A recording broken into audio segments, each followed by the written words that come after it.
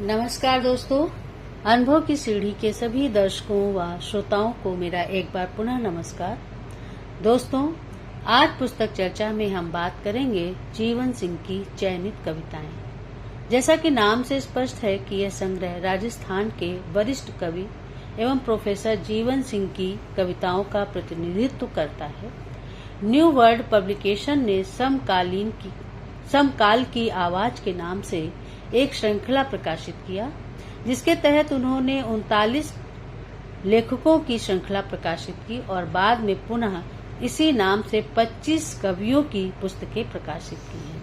इसी क्रम में जीवन सिंह की रचनाओं का प्रकाशन भी न्यू वर्ल्ड पब्लिकेशन द्वारा वर्ष 2023 में प्रकाशित किया गया है। इस काव्य कृति का मूल्य मात्र 200 रुपये है। 1947 में जन्मे प्रोफेसर जीवन सिंह राजस्थान और मध्य प्रदेशों के विविध कॉलेजों में हिंदी अध्यापन व हिंदी आलोचना से जुड़े रहे। वर्तमान में स्वतंत्र रूप से साहित्य सेवा में रत हैं। आपकी कविता, लोक साहित्य, अनुवाद, संचयन व संपादन सहित अनेक विधाओं में 18 से भी अधिक कृतियां प्रकाशित हैं। राजस्थान साहित्य अकादमी जैसे प्रतिष्ठित सम्मान सहित अनेक संस्थाओं द्वारा आपको सम्मानित व पुरस्कृत किया गया है। दोस्तों, कविता मनुष्यता को संकट से उबारती है, मानवीय संवेदनाओं का विस्तार करती है। समकालीन कविताएं एक विश्वास जगाती है, समर्पण के साथ संघर्ष की प्रेरणा देती है।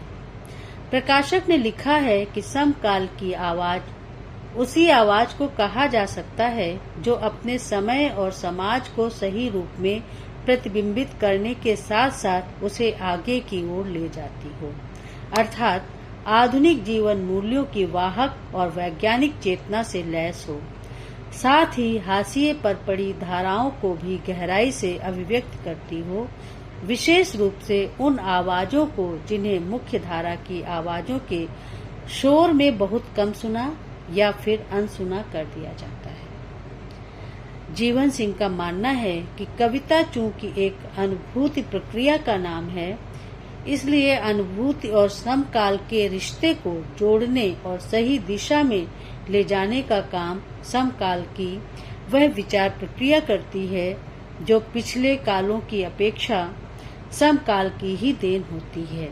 वे आगे कहते हैं कि मैंने अपनी कविताओं में ऐसा करने की कोशिश की है कि मैं अपनी स्मृतियों का प्रत्यक्ष जीवन के अनुभवों के माध्यम से अपने समकाल को कविता में हासिल करें। ऐसा मैंने अपनी मुक्त छंद की कविताओं में ही नहीं, उन दोहों में भी किया है जो काव्य रूप में आज हमको पुराने लगते हैं। अस्तु हम कह सकते हैं कि यह संग्रह कवि की विविध भावमयी दुनिया की अनुभूतियों को अभिव्यक्त करता है। मैं इस संग्रह की एक छंद मुक्त कविता और कुछ दोहों का आपके समक्ष पाठ करती हूँ। आशा है कि आपको अच्छी लगेंगी। तो दोस्तों, एक कविता देखें जिसका शीर्षक है अपनी जमीन। लड़ना अब जरूरी हो गया है। लड़ना जब जरूरी हो गया, वह लड़ने लगा उस हवा से भी जो गर्मी ज्यादा होने पर चलती है।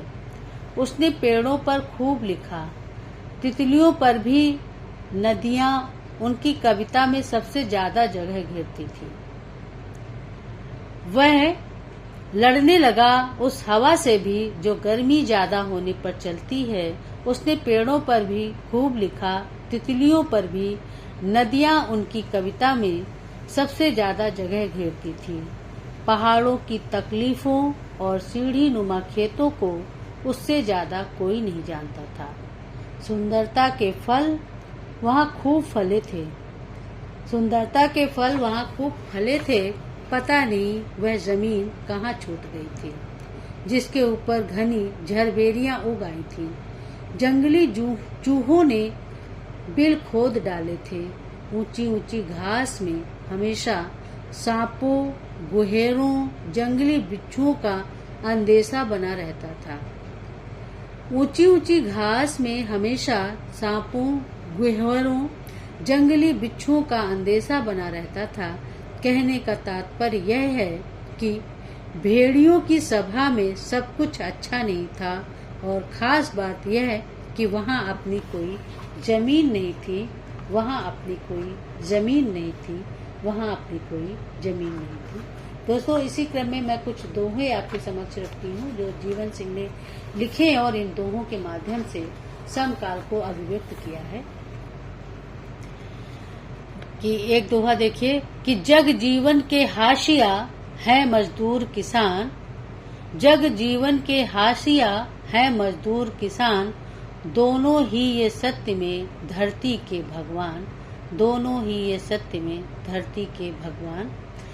इसी प्रकार से देखिए कि औरत अब भी हाशिया फिर भी घर की प्राण, स्त्री चेतना को व्यक्त करता हुआ ये दोहा कि औरत अब भी हाशिया फिर भी घर की प्राण, और औरत बिन घर जिंदगी दोनों लगे मसान, औरत बिन घर जिंदगी दोनों लगे मसान।